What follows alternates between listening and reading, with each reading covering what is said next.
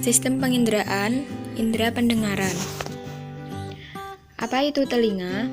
Telinga merupakan organ yang cukup berpengaruh dan penting untuk manusia, yaitu berfungsi sebagai organ pendengaran yang berguna untuk proses komunikasi dan juga sebagai organ keseimbangan bersama dengan mata, persendian, otot, dan kulit.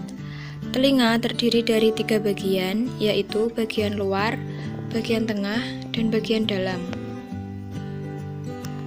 Fungsi telinga yang pertama untuk mendengarkan, yang kedua untuk menjaga keseimbangan tubuh.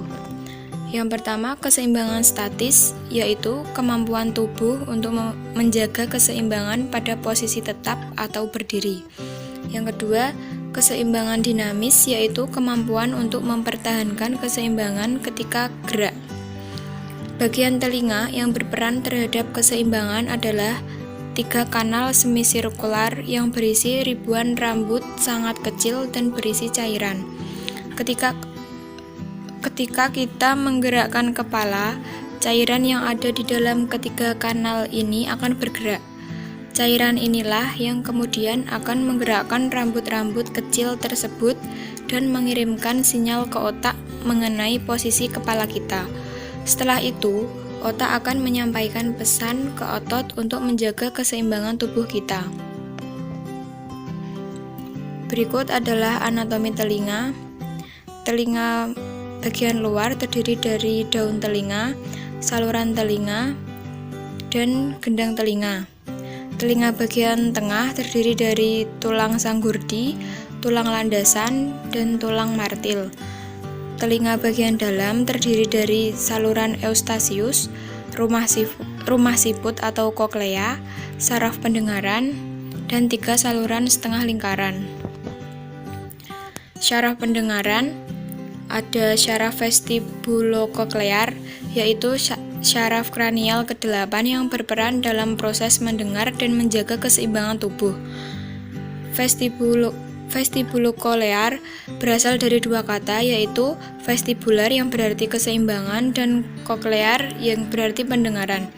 Syaraf ini merupakan syaraf sensoris dengan nama lain syaraf statoakustik. Selanjutnya, nervus cochlearis atau nervus auditorius.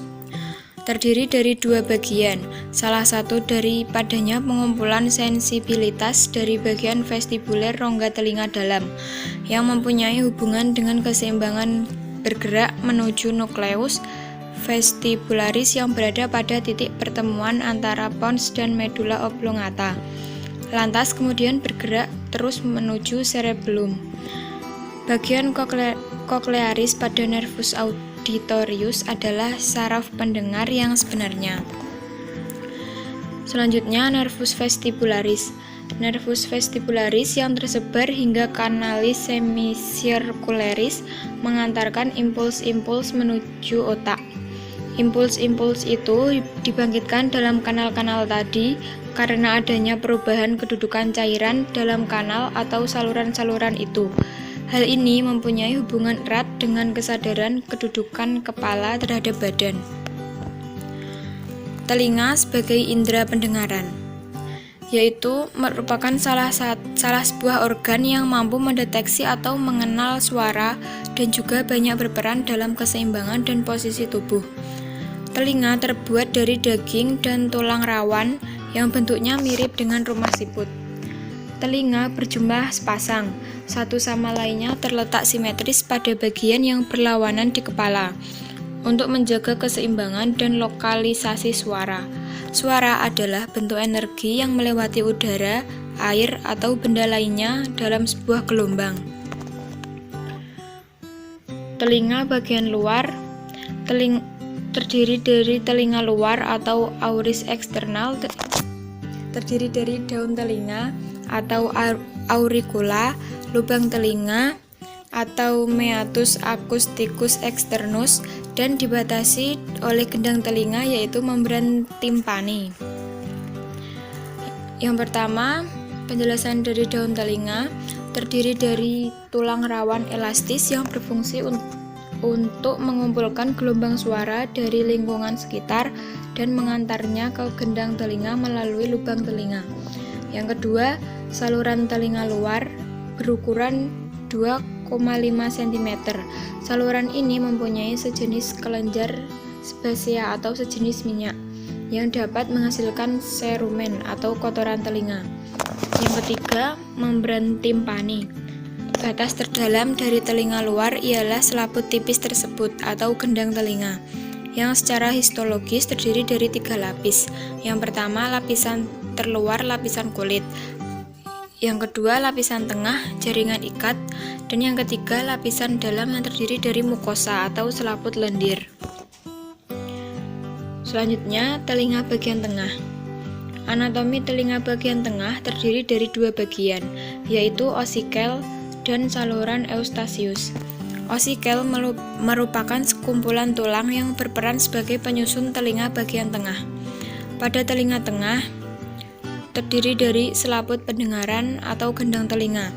Gendang telinga akan bergetar jika ada suara yang masuk melewati saluran telinga. Yang kedua, saluran eustasius adalah saluran yang menghubungkan telinga dan mulut. Fungsinya untuk mengatur keseimbangan tubuh. Ada 3 jenis tulang yang menjadi bagian dari osikel, yaitu yang pertama malleus atau tulang martil, yaitu tulang kecil berbentuk seperti martil yang menyusun tulang pada pendengaran telinga tengah. Yang kedua, incus atau tulang landasan, yaitu tulang pendengaran yang menghubungkan tulang malleus dan tulang stapes. Yang ketiga, stapes atau tulang sanggurdi, yaitu tulang akhir pendengaran, menerima getaran dari malleus dan diantar melalui tingkap oval. Tuba auditivae berfungsi untuk menyeimbangkan tekanan udara telinga luar atau atmosfer dengan telinga tengah. Selanjutnya, telinga bagian dalam terdiri dari rongga telinga dalam dibatasi sekelilingnya oleh tulang temporal atau pars petrosa. Telinga dalam terdiri atas bagian tulang dan bagian membran. Labirin tulang terbentuk dari tonjolan tulang pelipis. Labirin membran berada di bagian dalam labirin tulang. Organ keseimbangan terletak di telinga bagian dalam. Bagian-bagian dalam telinga. Yang pertama, ada koklea atau rumah siput. Koklea bentuknya mirip dengan tabung bengkok ke belakang melilit mengelilingi tulang berbentuk kerucut. Bagian ujungnya disebut modiolus. Di dalam tuba koklea terdapat bagian yang dibentuk oleh tonjolan dinding koklea tulang dan koklea membran yang disebut membran basilaris. Membran basilaris berperan memisahkan bagian dalam tuba menjadi 2 saluran, yaitu skala vestibuli di bagian atas dan skala timpani di bagian bawah. Bagian membran yang lain yaitu vestibularis atau Reisners yang memisahkan skala vestibularis menjadi skala media atau ductus cochlearis. Koklea adalah pusat pendengaran dari telinga bagian dalam. Organ cairan yang menerjemahkan getaran suara menjadi impuls pendengaran yang dapat dimengerti otak. Hal ini terjadi pada organ korti, struktur yang terdiri dari rambut halus di seluruh koklen yang bergetar dan mengirimkan sinyal listrik melalui sistem syaraf. Yang kedua, saluran setengah lingkaran ini adalah loop berisi cairan yang melekat pada koklea dan membantu dalam mempertahankan keseimbangan. Saraf auditori ini impuls listrik yang dihasilkan oleh sel-sel saraf yang kemudian diteruskan ke otak. Yang ketiga, tingkap jorong atau oval dan tingkap bulat, yaitu merupakan membran yang terdapat pada pangkal saluran rumah siput atau koklea. Tingkap jorong atau oval merupakan membran berbentuk oval yang berhubungan dengan tulang sanggurdi. Sedangkan tingkap bundar merupakan membran berbentuk bundar atau bulat. Tingkap berfungsi untuk menyalurkan getaran ke telinga dalam dan tingkap bulat sebagai penyeimbang getaran. Selanjutnya, urutan proses terdengarnya bunyi. Yang pertama, gelombang bunyi dikumpulkan oleh daun telinga dan diteruskan ke saluran telinga luar.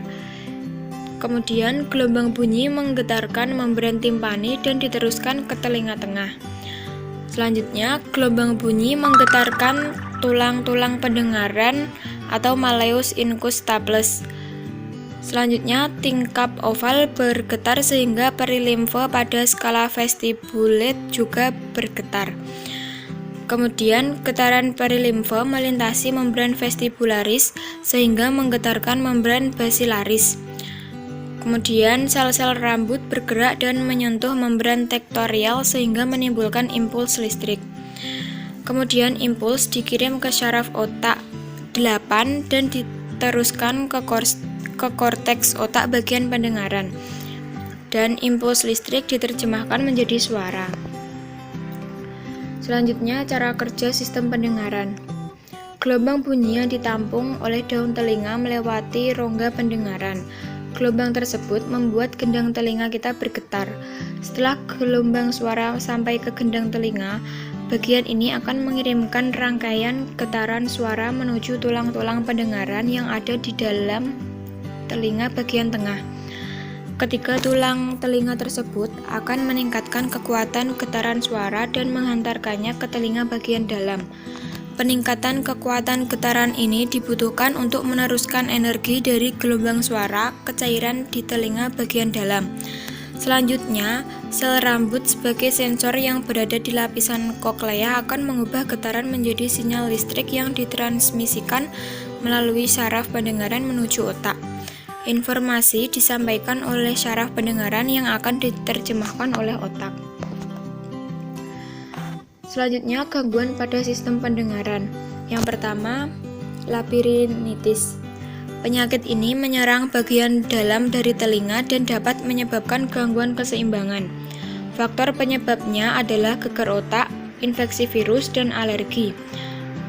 Adapun gejalanya yaitu merasa bahwa diri sendiri atau lingkungan sekitar bergerak, sedang sakit, gangguan pendengaran, sakit kepala ringan, dengung pada telinga. Yang kedua, otitas media atau radang telinga. Infeksi akibat bakteri dan virus yang menyerang anak kecil adalah radang telinga.